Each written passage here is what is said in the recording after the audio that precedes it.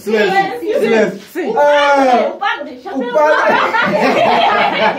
guardar o bolso.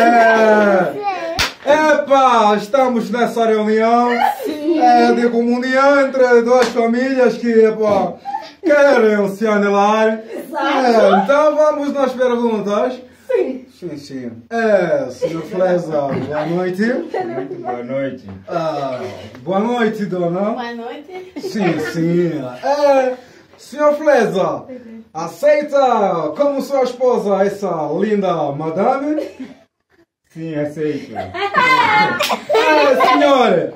Senhora, aceita esse lindo cabrão, machone,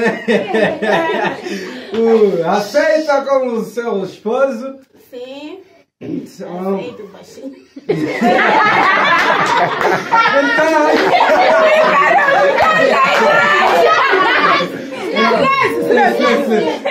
Então, pode colocar as alianças. Podem colocar as alianças. Não, passar também. Primeiro é você me colocar. Sim, apagar aquelas coisas de amor. Ajoelhares.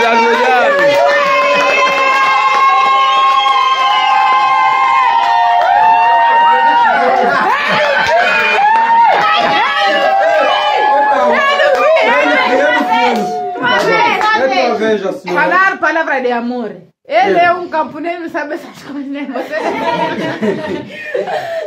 Mano, vem na campanha. Eu te amo. Mãe. Põe essa nele. Sim, como prova do nosso amor. Embora que és velho.